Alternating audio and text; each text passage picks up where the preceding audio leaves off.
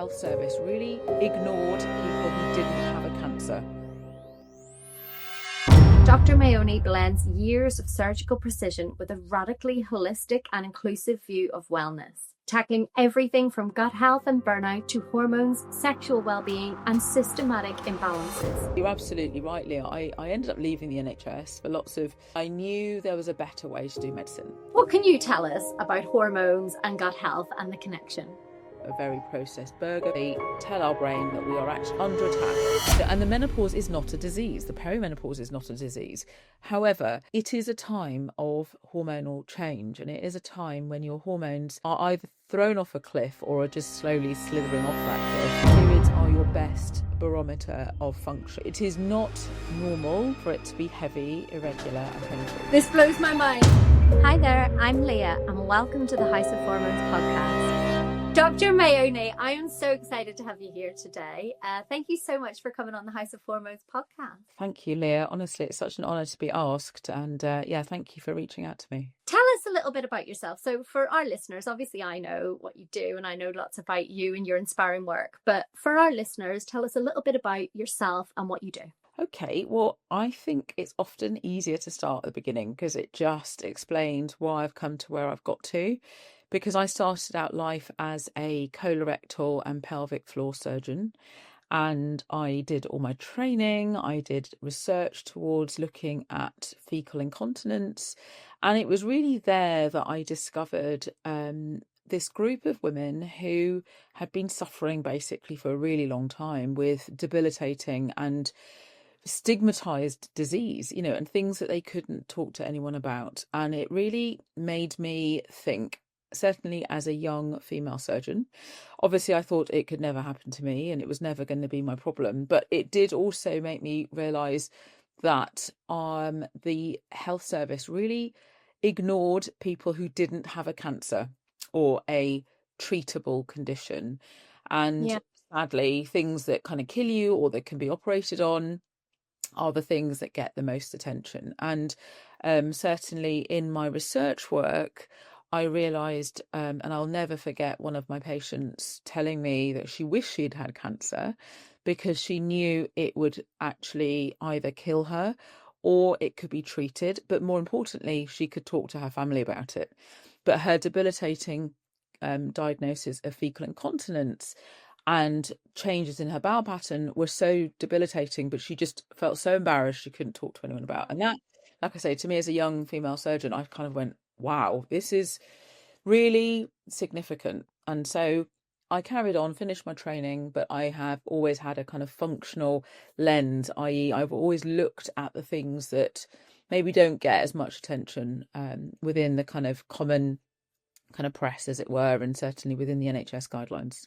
I hear this so much. So obviously here at the House of Hormones, I've interviewed so many amazing and inspiring doctors doing so much in the world of women's health.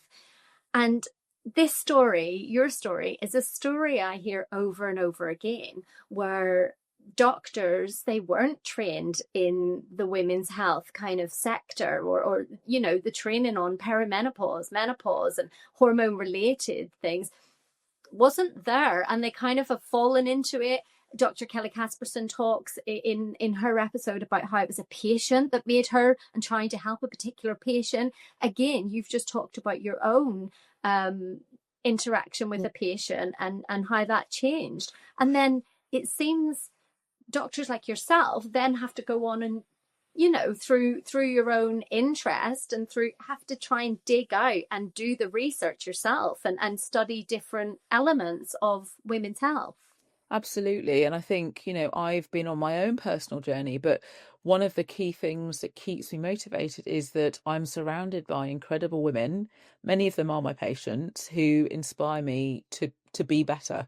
And I think, again, for clinicians who might be listening to this, really ground yourself in why you became a doctor, because I will put money on the fact it's not the money, it's not the glory, it's not anything else, not the accolades. It is the very basic desire to do good. And you've got the skill set and the insight and the ability to go and do that. So you're absolutely right, Leah. I ended up leaving the NHS for lots of reasons that, I won't necessarily go into, but I'm sure people can kind of guess. But I knew there was a better way to do medicine, is the bottom line.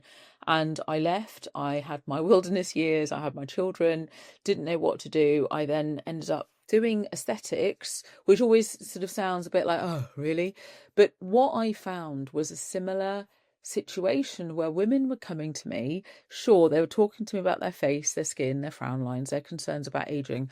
But again, they would confide in me about other things like brain fog, anxiety, problem sleeping, weight gain, difficulty relating to their partners, all of these things. I knew how to help them, and I would often encourage them to go and get help from their primary healthcare provider, but was often kind of greeted back with this indifference from their providers. So they would come back to me and say, yeah, it just didn't work. I don't know what to do, but I'm getting worse.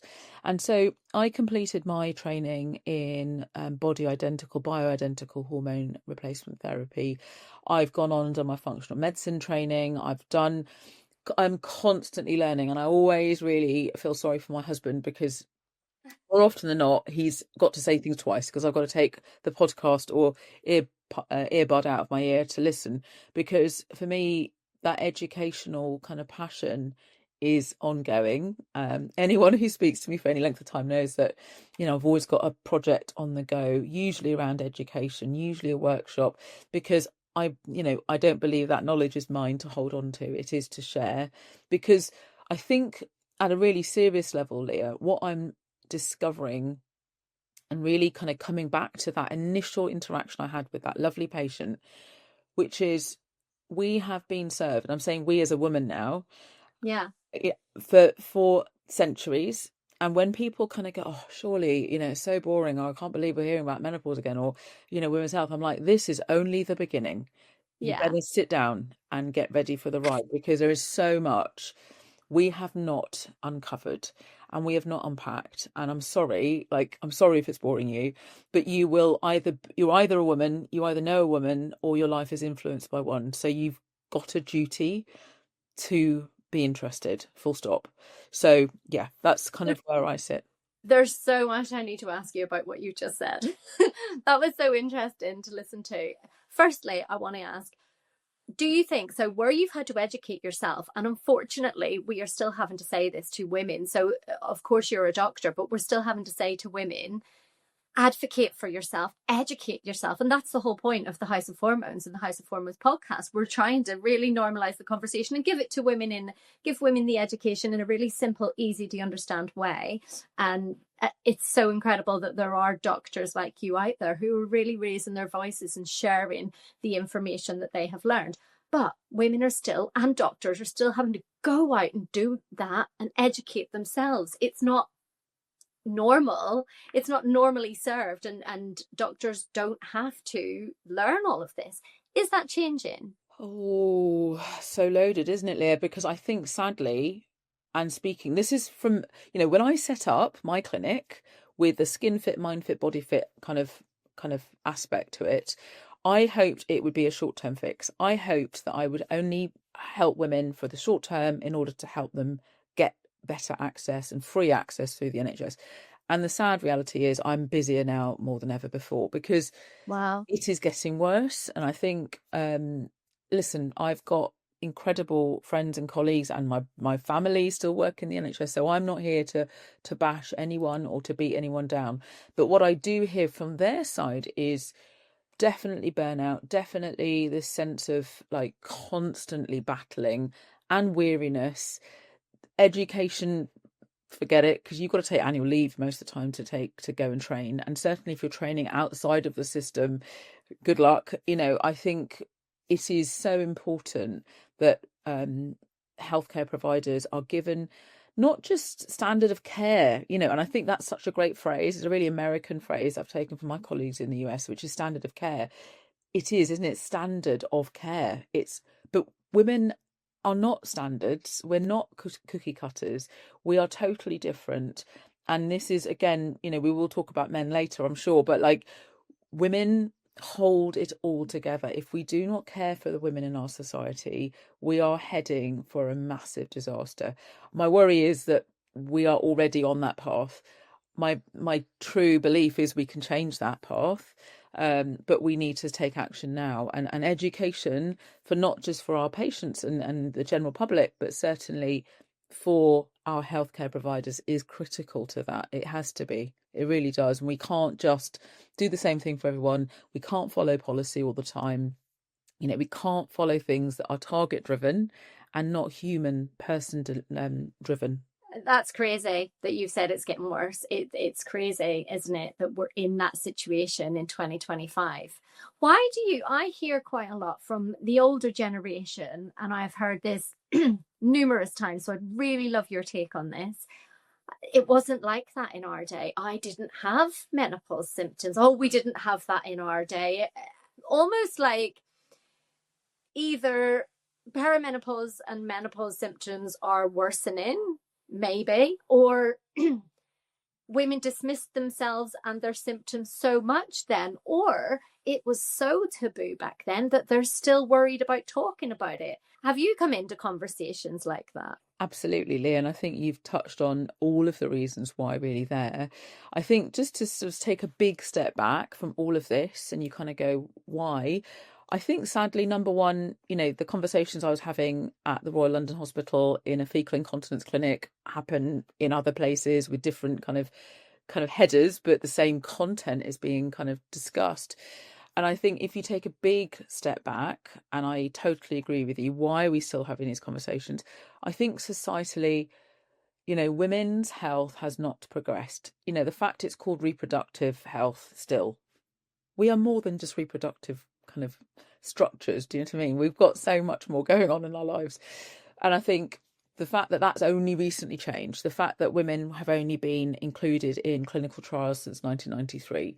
This blows my mind. This blows I can't, every time I hear this blows my mind. Yeah, there's no normal data. So, very little normal data. So even it's not just the clinical, so that's in clinical trials. We weren't included in kind of normal data collection either. So anything that's used as a reference range for us is based on, a 40-year-old, 70-kilogram white man, which we are not. And I know that sounds really obvious, but we aren't. And even medical school training is based on this kind of like, or we'll learn about the man and this is the female kind of physiology as an add-on.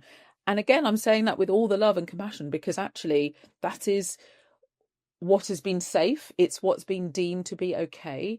And I think there is this fear of getting it wrong. There's this fear of learning about the female body. There is so much shame and mystery shrouded in what women are. And if you're going to go one step further and be really spiritual about this, which I deeply am, I think women hold the key to life. We represent the divine feminine and the masculine in one form.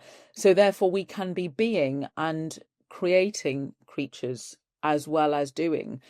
And suddenly we are asking for all those things.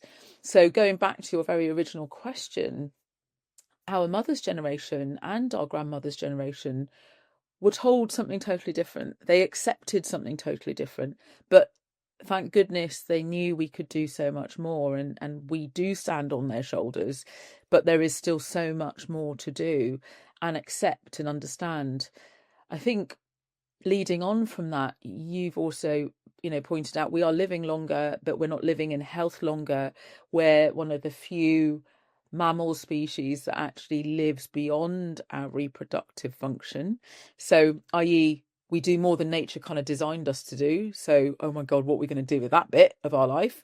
But the reality is we now potentially could live half of our life post reproductive years. Yeah. Okay, so what does that mean for our health? What safeguarding is there for our health in those years? Yeah. And yes, certainly we want more. I'm certainly the generation that was told I could have it all if I worked really hard and did all the things. And I truly believe we can have it all, not necessarily all at the same time, because we've got to be mindful of our physiology. And I think rather than being scared of our physiology and trying to fit into that very male box in the office place, in the, in the sports field, all those places that we are showing up now, it's okay to say we're female. I think we don't need to be scared of saying, actually, I've got my period. This is a really good time for me to do those exercises, but I want to train like this in the time just before my period. That is all fine, but we've Yeah. got to be given permission for that. And I think rather than just giving us menopause leave and making us more ostracizable from society and more kind of sticks to beat ourselves with, I think women actually, rather than waiting for permission, we need to give ourselves permission to get out of the way of our body's physiology and let it do its thing. It is incredible. And just That's such a great way that you've explained that. I really love the way that you framed that because, when you said we will almost, now we're living so long, we'll spend half of our life either kind of in perimenopause or post-menopause, right? And so it's almost like women have the opportunity now to design the second half of their life. And it's like, what do you want that to look like? What way do you want to age? And so we know now that HRT and also lots of different holistic approaches, which we will talk about, that I know you are behind. But we know that women can actually sit down and should be able to sit down and have a conversation on that and almost design what they want their life to look like, because we don't have to age the way previous generations have. And unfortunately, previous generations have suffered from huge and mass kind of oversight from the medical industry. But women don't have to do that anymore. And we can design what we want the next chapter of our lives to look like. Has your body ever done something weird or out of the norm? You've already went to the doctor, you've had your blood test, but you're still thinking, is this normal? Am I the only one that's dealing with this? Sometimes you just need to hear it from someone who actually gets it. And that's literally why we've created the House of Hormones Forum. Think your girls group chat, but with an upgrade. The House of Hormones Forum is a safe space with zero judgment and a strong community of women who really get what you're going through because they're going through it too. We're talking PMS, mood swings, cycle changes, cravings, all of it. And the best part is you've got real support with the House of Hormones Forum. So whether you just want to vent or you've come to ask questions, come and join us. It's given science meets sisterhood, so come and join the conversation at the House of Hormones Forum. We've saved you a seat. www.thehouseofhormones.com and just click forum. When I speak to women, and I speak to many women at many points through the day, which is my absolute honour, with lots of different hats on, it could be at the school gates, it could be in clinic, it could be with colleagues like yourself, and I think the overwhelming message is people are waking up. Women are waking up going, actually, I don't think I love my mum. I love how she lived her life, but I don't think I want to live the last few decades of my life the way she has. And I certainly can relate to that. My wonderful mother raised my brother and me, gave us everything. She was a busy GP herself. And yet, the moment she hit the menopause, she was proud to be able to say she didn't need HRT and she didn't have symptoms. And I think, symptoms are a different thing. Maybe we'll talk about that in a bit. But she then didn't use any hormone replacement therapy because she was a generation that was told it's dangerous and it was going to cause all sorts of things, cancers, heart disease, etc. But she then developed diabetes, type 2 diabetes, cardiovascular disease. She needed stents putting in, and she has now got quite, noticeable cognitive decline. And it's really sad because I do wonder, and that's probably more as a mother than, or as a daughter really, watching her thinking, oh God, I wish she'd use something, and at least had a conversation around HRT. But I've also taken that, and I know that I'm really, for me, my health is really important. I don't want my children to have those thoughts about me. I want them to go, God, mum just didn't stop, or she lived her life out the way she wanted to and she wasn't ill. I think these are really sophisticated, different ways of thinking that our mothers kind of just kept going and sacrificed. I mean, I'm generalizing here, but they were the generation that they were like, oh, we can work. Okay, right, we're going to keep going. I'm going to retire. And then, and actually they never gave their retirement any thought. And again, raises lots of questions around finances and everything else for women. But certainly I think they just didn't give it any further. I think they were so glad to be working. It was Yeah. like, oh, I'll be fine in my retirement. And again, I think what you've just said there was, your mum was kind of proud to say that she didn't have any symptoms. I mean, firstly, that raises the point of the shame that is attributed to having symptoms, right? Which are completely out of our control, and nobody should feel shame for anything like that. But of course, generations have. Secondly, you've really hit the nail on the head with the point of it really was all previously focused on symptoms and cure rather than prevention. And the research, not that there's much, but the research that we're now seeing is all about prevention of cardiovascular disease, colon cancer, you name it, Alzheimer, neurological problems. We're seeing over and over again estrogen, progesterone, testosterone, how it affects bone health, all of these things. And when we talk about designing the next chapter of your life, we really are talking about preventing yourself from disease, from bone problems, hip replacements. And it's fascinating to me because I've had so many different conversations where women have said, oh, I didn't have any symptoms, yet they've had a hip replacement, or they've had this done, or this has happened, or they don't sleep and they're on sleep medication. And it's because there's not enough awareness of what the symptoms are. And so there's so many. I mean, I think we're up to 80 plus symptoms currently that can be, recognized. Yeah, I think I've heard 100 actually. When I was at the Portugal Longevity Summit, there were 100 Wow. symptoms that were raised. We didn't go through them all, but that's how many. Because if you think there are receptors for estrogen on every single organ of our body, okay, then surely that shows you the kinds of symptoms you're likely to get that may be really weird. It's why women get itchy skin, restless legs, and a bit of brain fog. It's like, and you go to your healthcare provider with that shopping list, and yeah, it is hard to put that together until you start to think of it as, and the menopause is not a disease. The perimenopause is not a disease. However, it is a time of hormonal change, and it is a time when your hormones are either thrown off a cliff or are just slowly slithering off that cliff. And therefore, there is an impact on our body and our mind and our spirit if we're actually living longer. Like, if we died 5 years after our menopause, that'd be great, but we're not. We're living way longer, and at a kind of socioeconomic level, we have to take notice. Women are providing healthcare and support to their parents. I Yeah. just think of me, like literally me and my friends, we are looking after parents and teenage children who need us, and we are that sandwich generation. And yet who is looking after us? And as we age, what does that look like if we are not able to keep up our own levels of self-care and maintain care for others?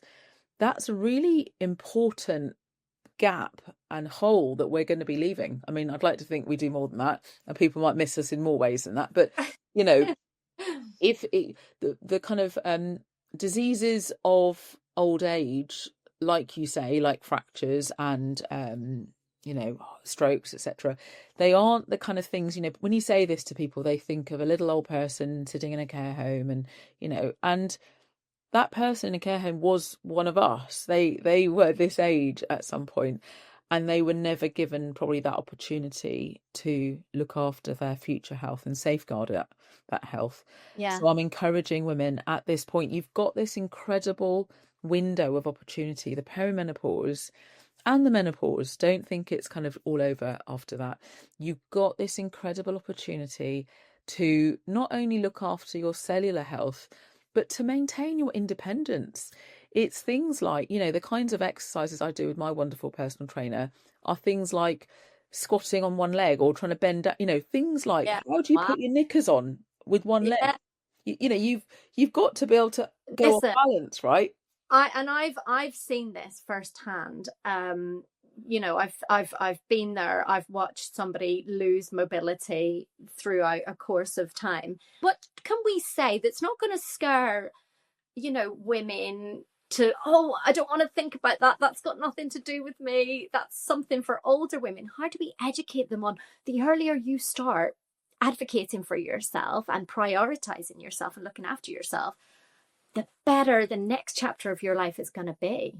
I think, again, start to notice when I work with women who are in their 40s and 50s, what has often happened is a very deep disconnect between what our body is telling us and those symptoms and signs and our brain.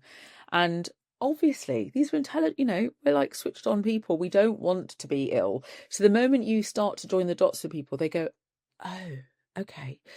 And imagine if they'd had that information available to them in their teens, 20s, 30s, even as young kind of primary school age children. And so having those like those age appropriate conversations, I think, about your body, not feeling too good, is your tummy sore, like what, and making those links. I really love a period as much as people may really despise their periods, because actually your periods are your best barometer of function. I'm sure you speak about this all the time in this podcast, but it is not normal for it to be heavy, irregular and painful. It may be common, and when you speak to your peers you may find that they've also got those things, but that is not normal. Your period is actually your body's way of expelling toxins, of resetting, of getting rid of that uterine wall because it has not received a fertilized embryo. That's it. Okay. And for that to have happened, and we, again, we're always brought up with this sort of fear, loathing kind of mentality around our periods, but actually it's a really good sign that all the things that are meant to have happened that month have happened, which is information, hormones from your brain has gone to your ovaries to signal production, the growth of one of those follicles. One of those follicles is chosen, super kind of pumped up, and then released. And in that is a beautiful dance and conversation with your uterus lining, with your muscles, with your brain, with your gut, all of your organs, your heart rate slows down. And then there's this progesterone release that calms things down, and a switch in your metabolism as well. You actually have a drop in estrogen before your period, which is often why you then start to kind of you may start to crave things, food groups.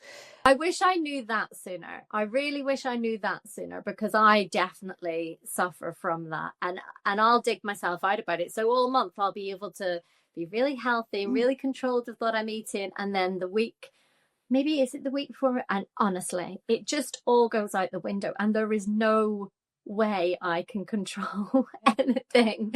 Like, I'm just constantly hungry. But imagine if you knew that in a way that it would mean that you would change how you shop. So your fridge is only full of high protein, nutrient dense, low kind of carbohydrate, less of the unnatural carbohydrates. I try and encourage women to think of it, in your fridge, in your cupboard. So actually you're not going to raid the biscuit drawer, basically, because you are mindful about what your body is telling you. It is a time for internal thoughts and kind of reflection. And what happens with that as well is, if you're not mindful about that, you spiral. So you start you then are annoyed at yourself for overeating or raiding the cookie jar or whatever it is, you're having, or you've just eaten loads more, and you're thinking, and if you don't understand that, you really start getting annoyed at yourself. And then it's just a spiral, isn't it? Because it's just one symptom then leads into another. Absolutely. And it's that pro-inflammatory cycle that's set up that then often feeds into everything else. You start to feel quite achy, sore, brain foggy, all these things start to happen. And I think it's that awareness it's why I speak at schools, it's why I speak to young women who are entering the workspace, women who are in the workspace of reproductive years, and I think it's just that educational piece. If you can use things like your period, start documenting it, start tracking it, because, your original question, Leah, was how would you advocate for yourself?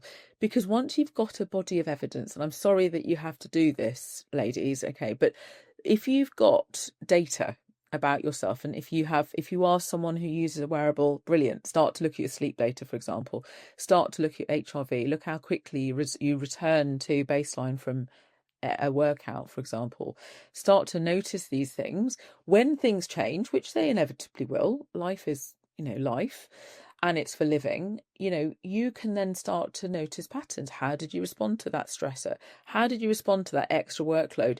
Do you have capacity? This is not the time. We want women to be able to take on more challenges, but in a resourced, resilient, cell optimized way. Yeah. Okay. And for that to happen, I want women to have to use their superpowers. So don't get me wrong. This is not for us to go, I'm ill. It's not an illness, but let's really use our cycles to go for those pitches, to really slam dunk those contracts, and if we want to, it may be that we want to spend our time trying to conceive. How is that looking? How is our cycle looking? Yeah. Going to your clinician, your practitioner with the data, the hard evidence is unrefutable. They can't come back from that. Yeah. Sorry, that's like, I'm sorry that you have to collect your own evidence, but if you don't find the answers you want, go to someone else, is the bottom line. Yeah. No, I absolutely love that advice. Let's talk about gut health. So we're starting to see a lot of studies now on this, and there hasn't been any previously. So gut health was never really linked to women's health, to perimenopause, for example, and to neurological symptoms. It's never been linked before. What can you tell us about hormones and gut health and the connection? So, you've got a doctor's appointment coming up, and you're just trying to figure out what the hell is going on with your body. You need our free symptom tracker. It's like the receipts folder for your hormones. You can track the bloat, the mood swings, the brain fog, the mystery acne, and then roll it all into your next appointment like a hormonal pro. No more being brushed off or told it's all in your head. You've got the data. Download it for free today from our website and start advocating for yourself. www.thehouseofhormones.com and head to our free download section. Well, first of all, I think our gut is absolutely the kind of doorway to our body. It literally is. It sort of sits as this lovely lining, and it's this crosstalk between the cells that make up our gut wall that are then covered in this lovely layer of microbiome, which is not just bacteria, it's fungi, it's parasites, it's the byproducts from those structures as well. We believe that there are even kind of other organisms that sit in that are being identified, and they actually way outnumber us. We've got 36 trillion cells that make up our microbiome, and only 30 trillion cells that are us. So we are far outnumbered, which surely indicates to us that it is really important to look after them. There is a symbiosis. There's this beautiful kind of crosstalk and kind of information gathering. Our microbiome senses the external environment and informs and produce these organisms actually produce chemicals, things like short chain fatty acids like butyrate, for example, that enter our bloodstream. They actually enter our nervous system and inform our brain about what's going on outside.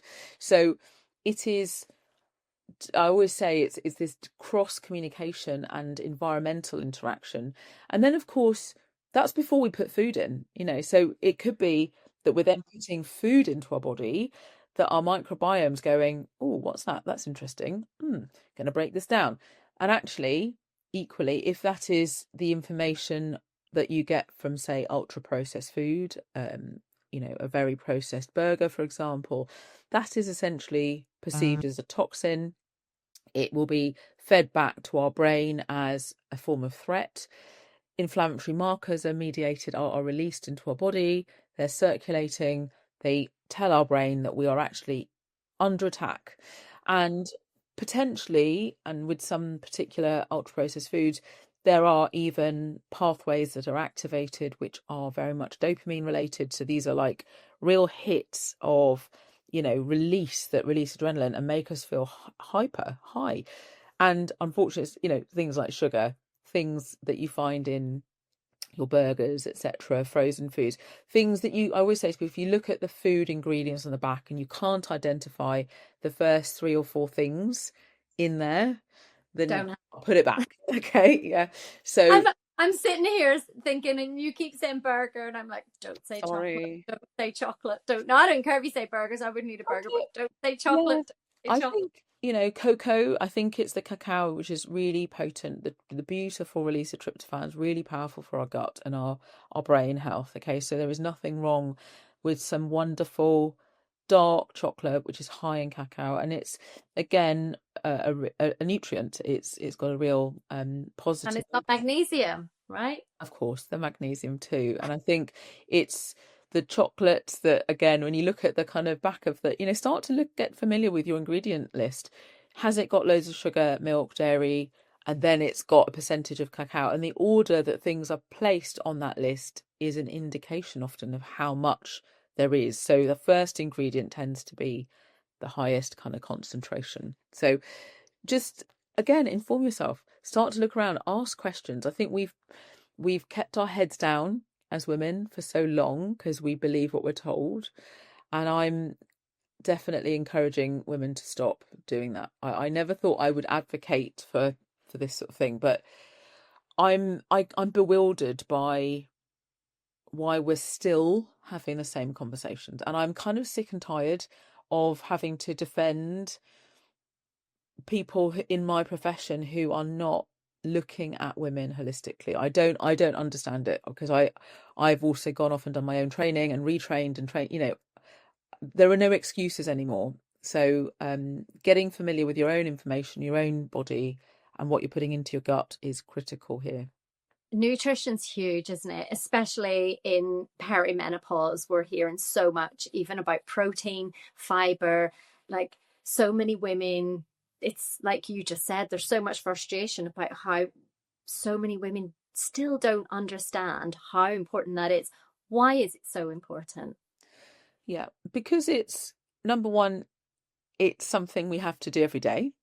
Okay, so again, there are no accidents. Our body is responding to that deeply coded data that we're putting into our gut. It's responding to, is this safe or not? Is it a threat? Is it nutritious? And we can obviously take the vitamins, minerals, and nutrients out of it. There's something else that happens in our gut, which I think is really important. There is this little collection, the microbiome collection, that actually sits in the beginning part of our large bowel, which is our estrobolome, and this is part of our detoxification pathway. So there's a specific set of bacteria and viruses and fungi that are responsible for this crosstalk at a very specific level for women, for estrogen. They are essentially recycling estrogen, which is why it's important to really optimize how our gut detoxes. And this is through really simple things like drinking lots of water, making sure we've got lots of fiber, that we are keeping our stools soft and moving through our gut, and that we're able to empty properly. So we're avoiding constipation, because essentially the longer that we have as a transit time, the longer we have exposed to these toxins that our body has decided we need to get rid of, and then we start to reabsorb them. So it's important to let the estrobolome do its job and excrete and sort of move this through our gut as quickly as possible. And I just stop you there. So you said we start to reabsorb them. Can you just explain that to me? Yeah, so those estrogens that we've actually detoxed and deemed to be more harmful, okay, and there are several estrogen pathway detoxes, but the three important ones that we need to be really conscious of are ones where we are holding on to potentially carcinogenic estrogens. So estrogen, number one, I don't want women to listen to this and get scared of their estrogen. It is absolutely one of our superpowers. It's the juicing, plumping hormone. It's the one that keeps us kind of vital, really. But too much of a good thing is always bad, right? And we don't want all the estrogens to hang around too long in our body, and our liver is one of those important organs that detoxifies that. Okay, but we've got several pathways that we want to optimize, because they will facilitate the breakdown and the removal of the more toxic ones. Okay, and these pathways include our 2-OH pathway, 4-OH pathway, and the 16-OH. Okay, so these are three specific forms of estrogen that we are trying to get rid of. But they're not all bad. And the large bowel is very much a place where this reabsorption can happen. So we can be reabsorbing something that is potentially toxic for us and we want to be getting rid of. So when women sort of are talking to me about estrogen dominant symptoms, which they may not say that specifically, but it tends to be the brain fog, the kind of toxic feeling, the breast tenderness before their periods, that feeling of heaviness, of water retention. Those are often very estrogen related symptoms. And they often can happen premenstrually, for example. Okay, and we want to make sure that we are moving that estrogen through our liver, through our kidneys, through our gut, and really upregulating that pathway. So we're getting rid of the ones we don't need. And this is why things like fiber are so important. So this is why diet, nutrition is just so important for women, because it just has an all over effect. It does. It really does. And I think the other key piece that happens for women in the perimenopause and beyond is this loss of metabolic flexibility. And you may well have covered these sort of phrases already in your podcasts, but metabolic flexibility is the absolute key to our longevity and our wellgevity, I think, more importantly. So it's really important for women to appreciate that estrogen, again, is fantastic. It keeps us able to do all the things, but also eat all the things. But sadly, as we start to lose the protection of estrogen on our mitochondria, which are our powerhouses, we start to lose the ability to make energy efficiently, basically. And the analogy I always use is it's a bit like using electric in our car versus diesel. Electric is a lot cleaner, a lot smoother. You don't really hear it coming. Whereas a diesel car, everyone knows about it, okay? Because there's lots of toxicity that's produced. And that's the same for the substrates that our mitochondria can use as we start to get older. And we want to be really looking at burning those cleaner fuels. So ketones, which are often made from proteins, and fats are much cleaner fuels. They enter our brain really easily. They're a brilliant source of fuel. Whereas the kind of energy sources derived from glucose and carbohydrates tend to produce far more toxic byproducts. And actually, we tend to then store it down as fat as well. So, think of it as this clean fuel opportunity. I love that line that you said, instead of longevity, think of wellgevity. And that's right. It's not about living long, is it? There's no point in living long if you're not going to live well. So it's all about optimizing your health there. I want to talk a little bit about trauma. I know that you're very big on trauma-informed care. So how does unprocessed trauma or chronic stress show up physically in women's bodies, especially hormonally? Okay, wow, it is really big. No, it's really Big important. question. Yeah, it's a big question. And I think firstly, it saddens me to hear and recognize trauma in many conversations I have with women. And it's something that they may not realize is traumatic. Okay. And sometimes that conversation they have with me is the first time they've been given permission to acknowledge the trauma they've experienced. Can you give me an example of that? Just so for our listeners, I think a lot of the times we use words like trauma but women are so good at dismissing themselves, so they wouldn't always identify that themselves. So could you just give me a few examples that people might resonate with? Yeah, sure. So I think Gabby Bernstein uses this brilliant phrase of little t trauma and big T trauma. So little t traumas could be the things that we are often exposed to. Particularly, you've got to remember, between the ages of 3 to 8, these are what we call those really formative years for adverse childhood events. And just to kind of step back, trauma, whatever sort of trauma, informs our DNA. It's designed to kind of, our DNA is there to protect us. It's the hard coding that exists, but we also are then able to change that coding. Okay, again, this is how we've survived, millions of years, because we are actually flexible and able to deal with that trauma and the stress in our environment. But trauma for a modern person, for a modern woman, could show up in our childhood times, which could be watching our parents arguing, money worries, having a really annoying sibling, and I'm not joking, like a kind of bullying, kind of constantly irritating sibling that may be given preferential treatment, etc., etc., right through to then big T trauma in the forms of the various types of abuse that can exist. Okay, so I would say for anyone listening to this, I certainly wouldn't want to trigger anyone, but seeking professional help is really important. I think women Yeah. who start my programs, I always say you need to be able to think and you need to be able to eat. Okay. And often the way trauma shows up is in those places. We find it difficult to eat well because food has been associated with lots of other things for us growing up. And we need to be able to think, which means that we're not constantly on the go. We're not constantly, sitting in the memories of what happened without unpacking it safely. There needs to be a safe space for that to be done. Okay. And Wow. I think, the one of I've spoken to incredible women in my time, but one woman who was in her 70s came to see me about her very very long standing history of constipation. Sometimes she'd go a whole week without opening her bowels, and she'd been investigated. We knew it wasn't anything nasty. So we always have to exclude serious treatable medical conditions. But then that leaves everything else, right? And she was in that everything else, which meant she'd been just left. And when I was taking my history, and my histories are really thorough, like really deep diving, I will sit and listen. I want to know everything about you. And she told me that when she was about 7, she remembers a Christmas Eve where she was on the landing, really excited, and then she accidentally soiled herself. She lost control of her bowels.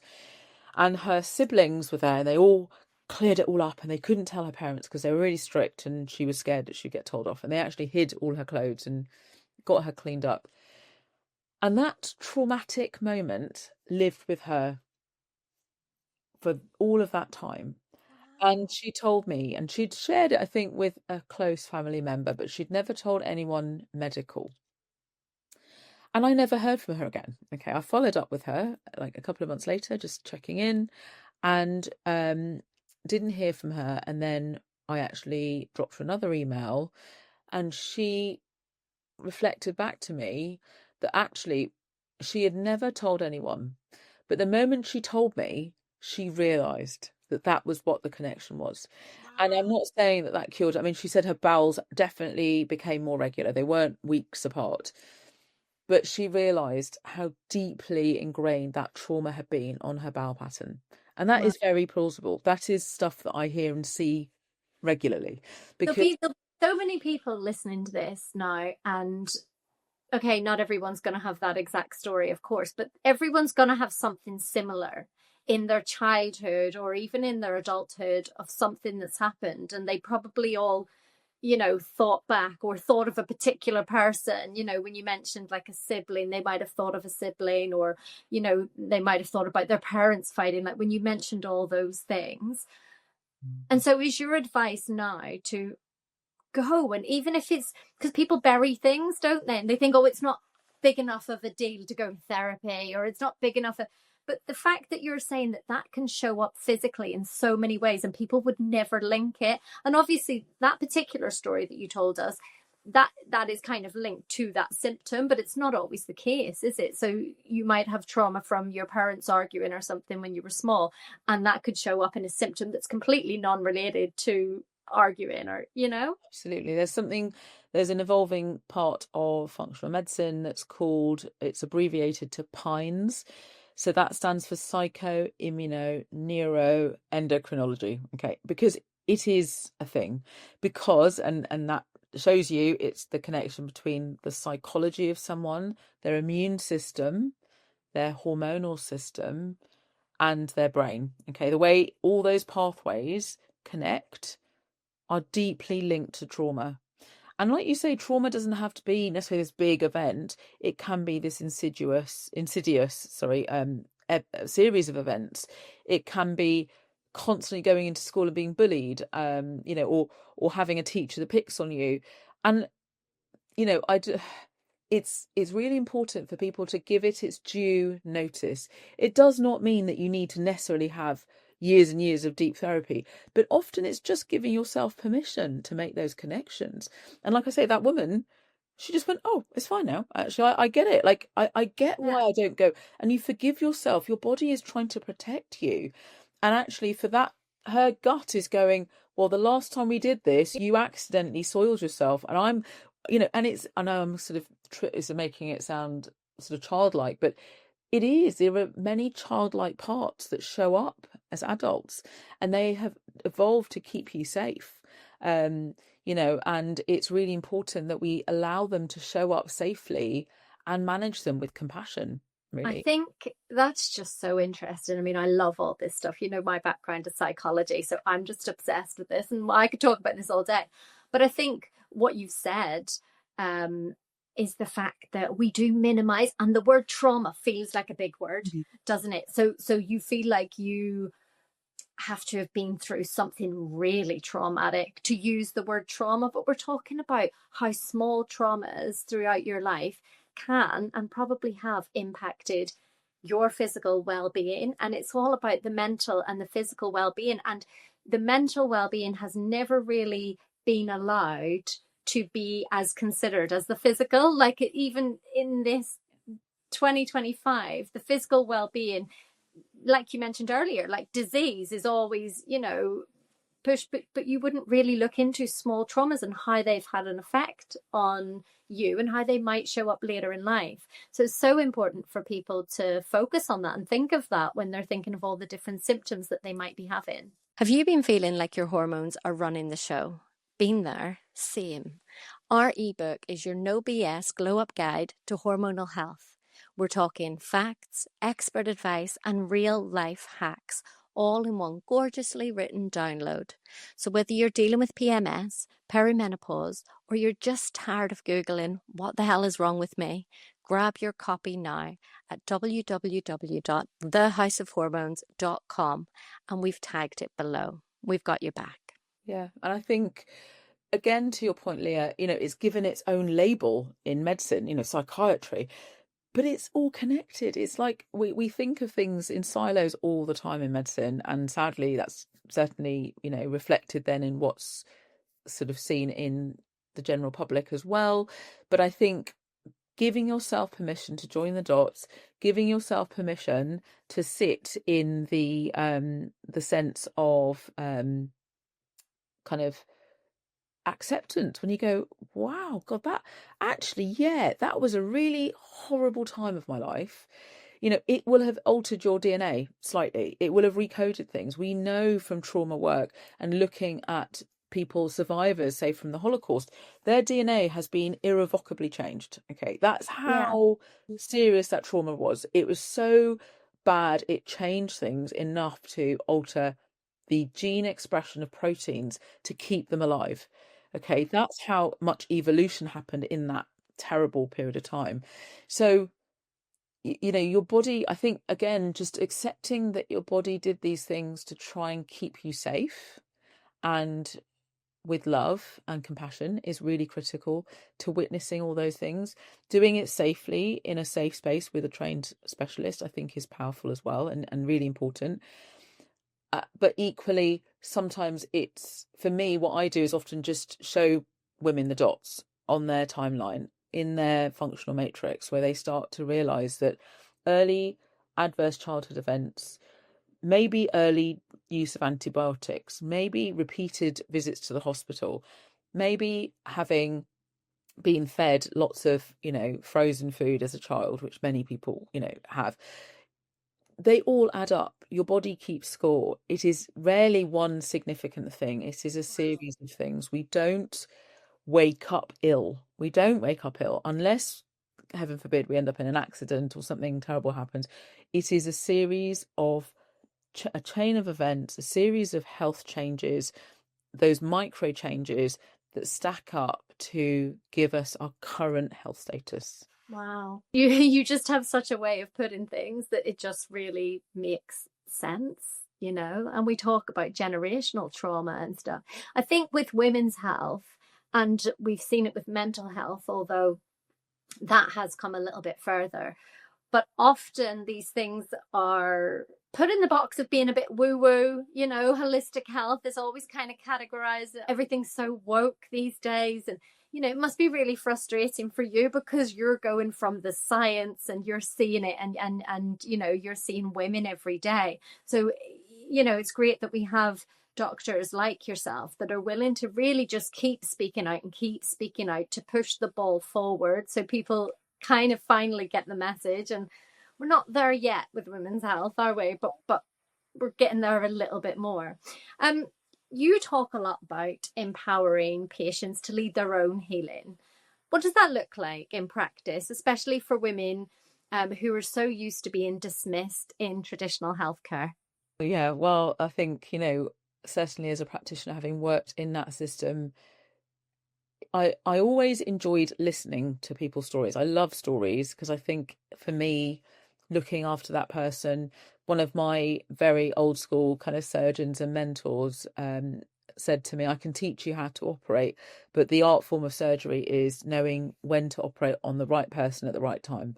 And I think that is still the case for me clinically. It's knowing what that individual sitting in front of me is going through. There's no point me, for example, describing a complicated kind of meditation practice and supplement regime. I mean, I rarely, I have to say, do that anyway, but do you know what I mean? It's got to meet that person where they're at. And if I don't know them or listen to their story or take on board their level of understanding of why they're here, then it's kind of where it's finished before it's even started. I've got to walk a day in their shoes, really. And I think if you were to see me, I would, like I say, take a really detailed history. It's the history actually we were taught at medical school, and then very quickly encouraged to forget and do quick 15-minute kind of summaries. It's the detailed ones where I find out about your dog and how often you go for a walk and who do you talk to in the newsagent. What are the connections that people have? Because the moment I can put that in, and I'm quite visual, I can understand, I suppose, where the gaps are, but also what you are doing to support yourself. Because a lot Yeah. of the time we are doing things, it may not be intentionally. So getting that information from you is really important for me. One of the things that I want to ask you, because I know we're running out of time, but I just want to go back to gut health for a little minute. And I'm asking this for a friend, not for myself. But if, for example, you are somebody who is really conscious, okay, and is making conscious decisions about their health every day. However, maybe the week before their period or something, they sit and eat the most amount of chocolate you've ever seen in your life. Have we completely screwed it over? No, never, never. Yeah, And every phew. day is another day. My friends will be so relieved. And we are human, and I really think life is also to be lived with compassion for ourselves primarily, because there is no point. Like, the world can bash us down anyway. If we're doing it before we even step out the door, then we're in trouble, right? So I think just acknowledging and looking at patterns for yourself. It's like, hang on a minute, it's the week before my period. Oh, of course. I probably don't have enough progesterone floating around. I don't have enough estrogen floating around right now. And I'm probably reaching for those things because I love it and I really want to. Do you know what? I'm going to let myself off this time, but I'm going to make sure, I think noticing those things are critical. And next, tomorrow is a different day. You can start again. Your body has evolved to allow you to do that. I think it's amazing that we are still standing because it is an accumulation of health behaviors.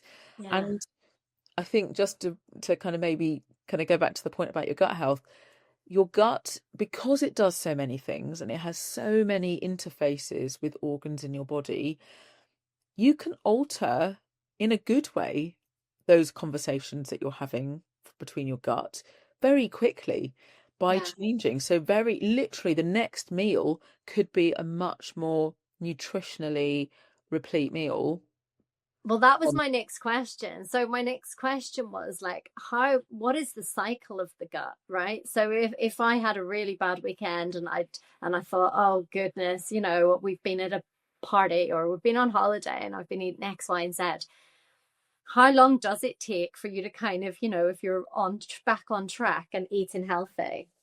Well, I would say it is more than one meal, unfortunately, and it's usually about 2 to 3 days that your gut will go, oh, okay. And it's because you've often got the kind of byproducts that are then circulating that need to be broken down and got rid of. Okay.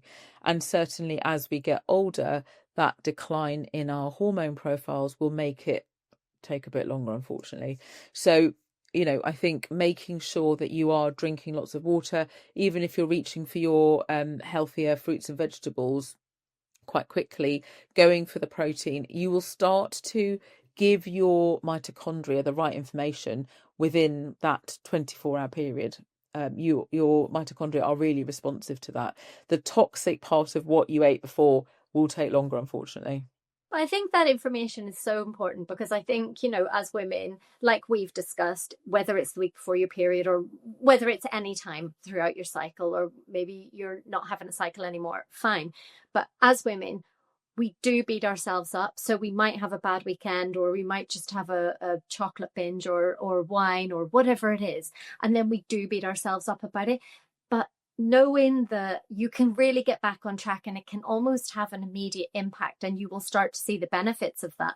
And thinking, obviously, we've discussed that your gut affects your mental health, your skin, you know, everything, every piece of your body is affected. But for women, mental health and skin is a big one, right? Skin, because we don't want to look terrible, and mental health, we don't want to feel terrible and overwhelmed. So to have that, right, if I just focus for the next few days, I can kind of be back on track, like feels really attainable and reachable, Yeah. because we all want immediate effects, don't we? And so if we think, if you started today focusing on your gut, that could be so helpful in the next week, you'll feel better.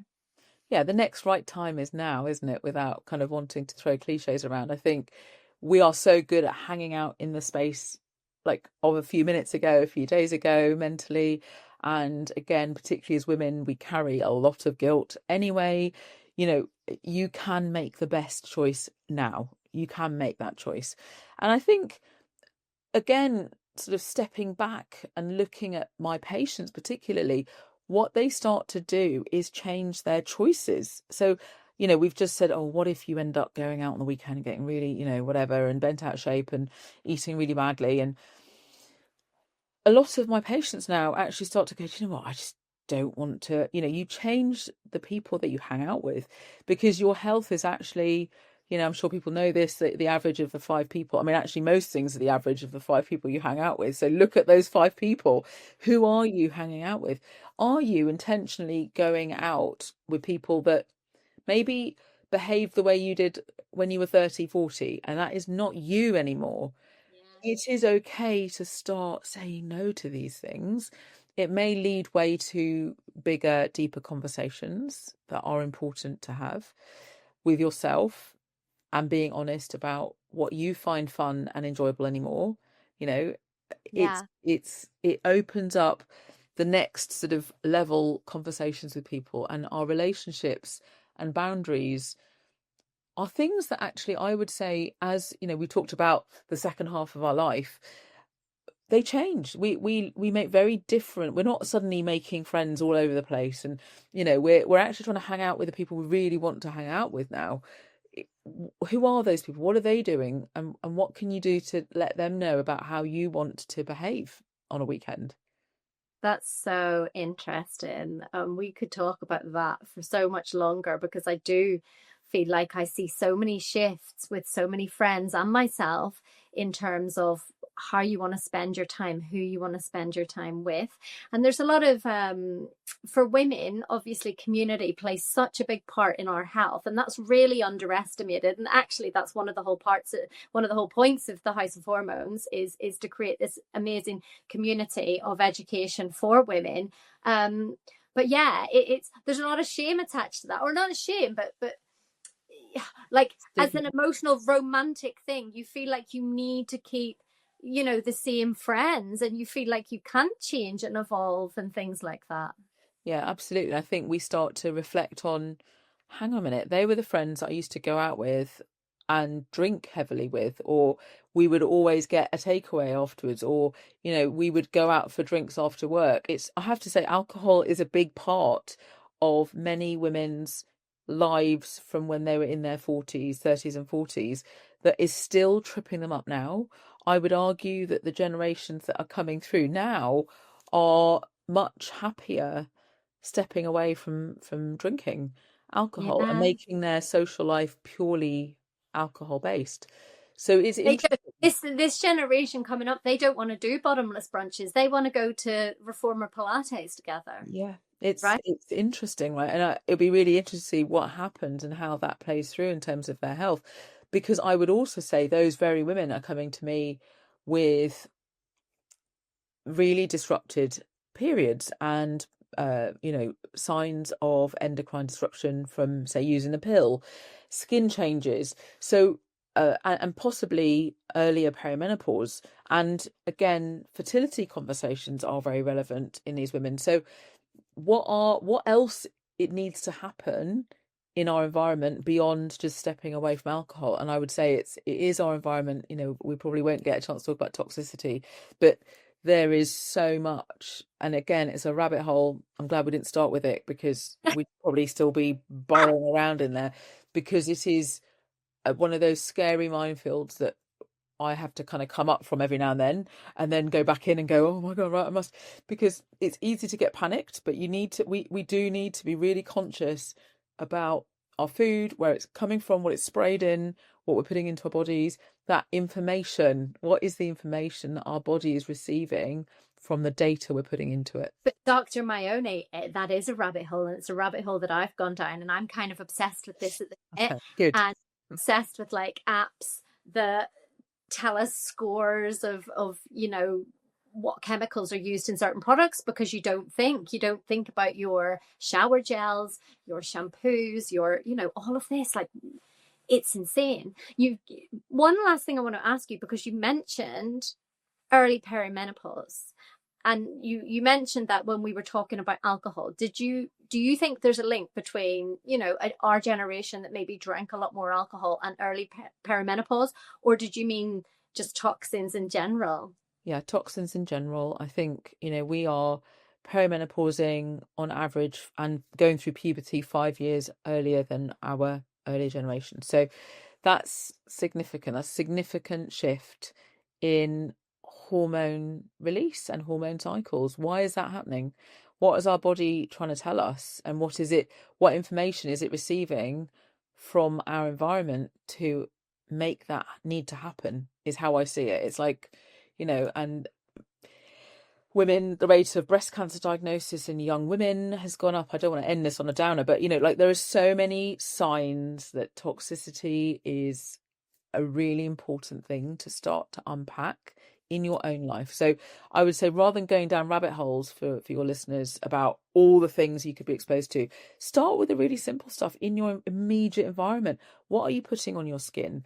What is that roll-on got? What aluminium? And there's some beautiful products now that are aluminium free. Sure, they may not work so well. I mean, we've got to be honest about it. There's a reason they were put in, but there are other products that are good enough. And I think looking at again, what we're consuming, what we're drinking our water out of, the packaging that our food arrives in, and the air miles and the way that stuff has been grown, not just organic, but is it sustainable? What is our long-term view of the planet and our ecosystem? Because we are absolutely, forget the 36 trillion things living on us. Like, we are living on this incredible sort of planet. What are we doing to maintain it? I think it does feel overwhelming for women, doesn't it, to think, oh, I have to change everything. But there are really simple things that you can change. For example, I'll give one example. I mean, I've gone and bought shower gel, and I've bought, if I look at the ingredients of one shower gel and then buy the same brand on the shelf beside it for the same price, is one with zero sulfates in it. And it is so much better. It's the same price. So for people that feel overwhelmed by this stuff and feel like they have to go and find, all these really unique brands this was the same brand. It was a brand that is, on any supermarket shelf, and it's a shower gel. And just by making that little change, but it's changes like that will hopefully make a huge difference. Yeah, and I hope public demand kind of drives that change. I think women Yeah. beginning to know the list of chemicals that you really want to be avoiding in your shower gels, for example, your skin products, that sort of Yeah. thing. When you do start to look, you go, oh, there isn't actually a lot. But when we start, if women are really powerful financially, we have got the purse strings a lot of the time when it comes to cosmetic spending, certainly. So the industry is listening, and it's a fantastic time. I met some fantastic cosmetic brands the other day who are really working to champion this, and Yeah. they're coming from the place of women's health and cell optimization, and not just profit and getting things out there. So Yeah, I love that. I absolutely love that. I just want to end on one question for you. So, if you had to tell our listeners one thing that they will not hear in their GP appointment, what would it be? if you think it's going on, you're probably right. I would put money on the fact that women are totally spot on. So if you think you're perimenopausal, but you're being fobbed off, you're probably right. If you can't get the answers you want from that practitioner in that practice, you can ask for another GP or another nurse. So honestly, tuning back into your gut instinct, your intuition, and your gut. We've talked about the gut, and there's a reason, right? It's Yeah. called gut instinct because of that very basic need for our gut to be healthy. It's usually spot on. So tune in, spend some time, kind of, like I say, keeping a journal maybe for a week, learning what those signs and symptoms are. And if you are thinking, this isn't right, like you're probably spot on. Wow. Thank you so much. Listen to your gut, everybody. Yeah, in every sense of the word. Dr. Mayoni, you're amazing, and Oh, the work you that you're doing is amazing. So thank you so much from myself and all of our listeners as well for everything that you're doing for women's health. It's so important and so appreciated. Thank you, Leah. Thank you for the opportunity. If you enjoyed this episode today, don't forget to like and subscribe to the House of Hormones podcast. Your support really does help us reach more people and spread the word about women's health. If you want to stay connected, follow us on our social media. And here's something really important. We're on a mission to secure more funding for women's health initiatives. Sign our government petition today and help us amplify our voices for better healthcare resources and support. Together, we can make a difference. Thank you for being part of our journey. We can't wait to see you in the next episode.